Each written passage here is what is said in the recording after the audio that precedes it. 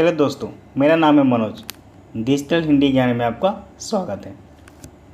आज हम देखेंगे UPSC civil service examination mains exam Hindi compulsory का पेपर। किस प्रकार से यूपीएससी मेंस एग्ज़ाम में हिंदी कंपलसरी का पेपर आता है, जिससे हमें आगे एग्जामिनेशन प्रिपरेशन के समय कठिनाइयों का सामना ना करना पड़े। हिंदी पेपर आपका कंपलसरी होता है। आपका कोई भी इंडियन लैंग्वेज ले सकते हैं। आपका जो भी इंडियन लैंग्वेज आपका जो पेपर सेलेक्ट करेंगे उसमें फॉर्म फिलअप के समय उसमें आपका शो करेगा। उसमें आप जो भी है आसामीज, बंगाली, उर्दू, हिंदी, आप कोई भी एक इंडियन लैंग्वेज ले सकते हैं। यहाँ मैं हिंदी कंपलसरी पेपर के बारे में चर्चा करूँगा। तो चलिए देखते हैं। सबसे पहले आप देख सकते हैं सिविल सर्विस मेंस एग्जामिनेशन 2020। यह 2020 की मेंस एग्ज़ाम की पेपर है जो हिंदी कंपलसरी होता है और इंग्लिश कंपलसरी होता है। दो आपका कंपलसरी दिया है, हिंदी कंपलसरी पेपर है। समय 3 आवर्स रहता है, 300 मार्क्स का रहता है। चलिए पहले अनुदेश हम पढ़ लेते हैं कि इसमें क्या क्या बोला गया है, क्योंकि आप आंसर लिखने से पहले जब तक आप अच्छे से अनुदेश नहीं पढ़ेंगे तब तक आपको समझ में नहीं आएगा और आप गलत आंसर करके चले आएंगे। तो चलिए अनुदेश पढ़ लेते हैं। कृपया प्रश्नों के उत्तर देने से पूर्व निम्नलिखित प्रत्येक अनुदेश को ध्यानपूर्वक पढ़ें। यहाँ पर उन्होंने मेंशन किया है कि आप आंसर देने से पहले आप जो अनुदेश दिया गया है, इंस्ट्रक्शन दिया गया है, उसको अच्छे से आप पढ़ लें। सभी प्रश्नों का उत्तर लिखना अनिवार्य है, ठीक है। प्रत्येक प्रश्न के अंक उसके समानांकित है, चलिए ये भी ठीक है। उत्तर हिंदी में ही लिखे जाने चाहिए यदि किसी प्रश्न विशेष में अन्यथा निर्दिष्ट न हो। यहाँ हिंदी में ही, क्योंकि हिंदी का पेपर था, को हिंदी में लिखना है। हिंदी यानी कि देवनागरी लिपि में आपको आंसर लिखना है। जिन प्रश्नों के संबंध में अधिकतम शब्द संख्या निर्धारित है वहाँ इसका अनुपालन किया जाना चाहिए। यानी वर्ड लिमिट, शब्द लिमिट जहाँ पे दिया गया है, शब्द का सीमा जितना गया, यानी 250 शब्द में बोला गया तो 250 शब्द में लिखना है। 300 शब्द में बोला गया तो वो 300 शब्द में लिखना है। यानी वर्ड लिमिट जितना बोला गया उतना ही आपको लिखना है। यदि किसी प्रश्न का उत्तर निर्धारित शब्द संख्या की तुलना में काफ़ी लंबा या छोटा है तो अंकों की कटौती की जा सकती है। यहाँ सही बोला है कि आपका अगर 200 वर्ड में बोला लिखने के लिए आपको 200 वर्ड में लिखना है। उससे कम लिखेंगे, ज़्यादा लिखेंगे तो आपका नंबर कट जाएगा। ये जरूरी कि आपको 200 पूरा गिन कर लिखना है, 10-20 आप कम ज़्यादा कर सकते हैं। प्रश्न सह उत्तर पुस्तिका का कोई भी पृष्ठ अथवा पृष्ठ का भाग जो खाली छोड़ा गया हो उसे स्पष्ट रूप से काट दिया जाना चाहिए। चलिए भी ठीक है। इसका यहाँ उन्होंने इंग्लिश में इंस्ट्रक्शन दे दिया है, सेम वही है। Question paper specific instruction, please read each of the following instruction carefully before attempting questions. All question are to be attempted. The number of marks carried by a question is indicate against it. Answer must be written in Hindi unless otherwise directed in the question. Word limit in question wherever specified should be adhered to, and if answer in the much longer or shorter than the prescribed length, marks may be deducted. जैसे यहाँ पे mention कर दिया है। Any page or portion of the page left blank in the question gum answer booklet must be clearly struck off. यहाँ भी उन्होंने English में मेंशन कर दिया। चलिए नेक्स्ट पे चलते हैं। अब आ गया हमारा मेन क्वेश्चन। पहले नंबर पर है, निम्नलिखित में से किसी एक विषय पर 600 शब्दों में निबंध लिखिए। यहाँ देखिए, यहाँ शब्द सीमा रख दिया है कि 600 शब्द में आपको निबंध लिखना है, इससे कम ज़्यादा नहीं करना। यानी आपको 600 बोला है तब 400 नहीं लिख सकते, 600 बोला तब 1000 नहीं लिख सकते, आपको 600 के करीब ही आपको लिखने होंगे। मार्क्स आपका 100 मार्क्स का यह निबंध रहेगा। किसी एक पे बोला है, चलिए ए में क्या है, भारत में स्वास्थ्य सेवाओं की स्थिति। बी में भारतीय कृषक कानून 2020 की सार्थकता। सी में राष्ट्रीय शिक्षा नीति 2020 की चुनौतियाँ। डी में वर्तमान समय में कृत्रिम बुद्धि एआई की उपयोगिता।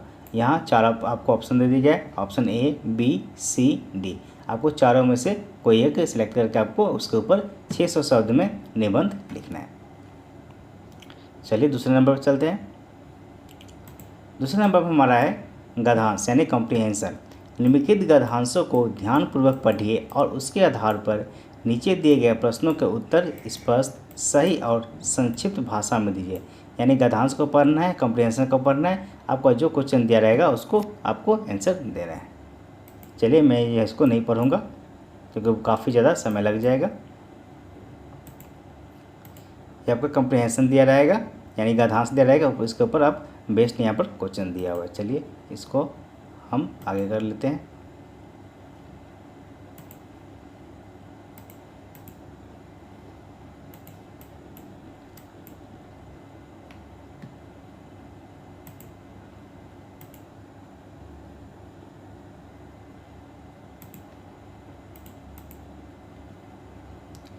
इसके बाद यहाँ पर गद्यांश का क्वेश्चन यहाँ दिया गया है, या गद्यांश पढ़ करके आप क्वेश्चन का आंसर देंगे।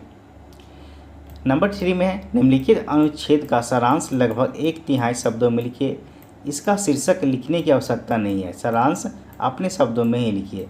यहाँ पर सारांश लिखना है, यानी प्रेसेस जिस प्रकार से आप लिखते हैं इंग्लिश में उससे सारांश लिखना है। यानी यहाँ पे एक पैराग्राफ दिया गया है, इस पैराग्राफ को जो मेन वर्ड है उसको छांट करके छोटा करके आपको लिखना है। यह 60 नंबर का रहेगा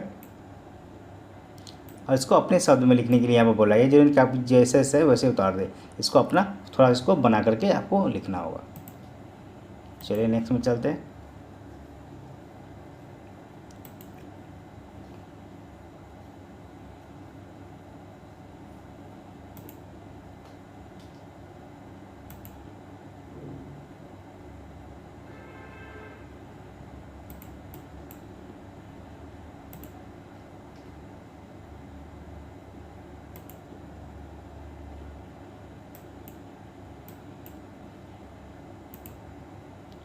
इसके बाद नंबर 4 में है, निम्नलिखित गद्यांश का अंग्रेजी में अनुवाद कीजिए। यहाँ पर ट्रांसलेशन का वर्क दे दिया है। अगर आपने पीजीडीटी किया है तो आपको ट्रांसलेशन का नॉलेज होगा, या आप ट्रांसलेशन फील्ड में काम करें तो भी आपको ट्रांसलेशन का नॉलेज होगा। इसको क्या करना है, आपको गद्यांश को अंग्रेजी में अनुवाद करना है। यहाँ पर हिंदी में दिया गया, आपको अंग्रेजी में अनुवाद करना है, जिस प्रकार से आप पीजीडीटी में करते हैं। तो चलिए यहाँ पर हिंदी है, यहाँ पर इंग्लिश में आपको करना है। यह 20 नंबर का रहेगा। इसके बाद आपका निम्नलिखित गद्यांश का हिंदी बना। एक तो आपका गद्यांश है, ये एक तो आपका दिया गया हिंदी टू इंग्लिश और एक दिया है इंग्लिश टू हिंदी। आपको ट्रांसलेशन वर्क यहाँ पर करना है। यहाँ पर तो पीजीडीटी का काम दे दिया, यानी ट्रांसलेशन का काम दे दिया। चलिए आगे चलते हैं।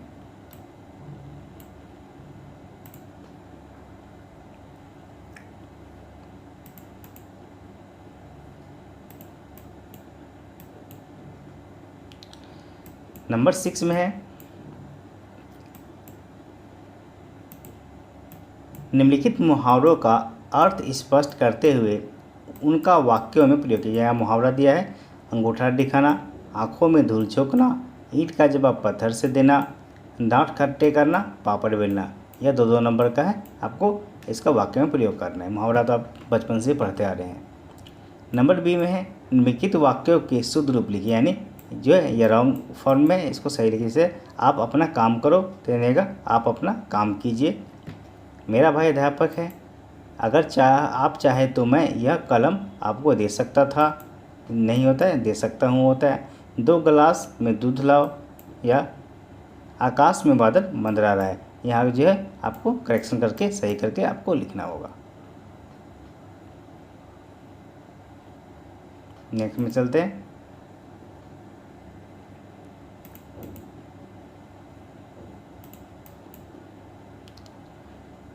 नेक्स्ट में सी में है, निम्नलिखित शब्दों के 2-2 पर्यायवाची शब्द लिखे हैं। पानी, कमल, पत्नी, बच्चा, पैर। यहाँ भी 2-2 नंबर का दिया गया।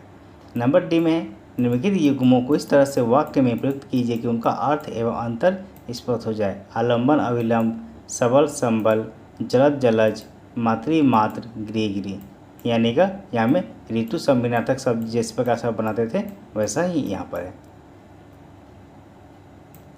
तो हिंदी कंपलसरी का पेपर आपका ज़्यादा कठिन भी नहीं है। आप निबंध अच्छे से लिख देंगे और एक कम्प्रीहेंशन से बना देंगे तो उसी में आपका पासिंग मार्क आ जाएगा। तो आज आपने यूपीएससी मेंस एग्जामिनेशन 2020 का हिंदी कंपलसरी का पेपर देखा, किस प्रकार से क्वेश्चन आते हैं। तो आप इस प्रकार से अपने एग्ज़ाम के लिए प्रिपरेशन कर सकते हैं। तो आज के लिए इतना ही। अगर आप हमारे चैनल पर नए हैं चैनल को सब्सक्राइब कर दे, जिससे हमारी आने वाली वीडियो की नोटिफिकेशन आपको सबसे पहले मिल सके। तो मिलते हैं अगले वीडियो में।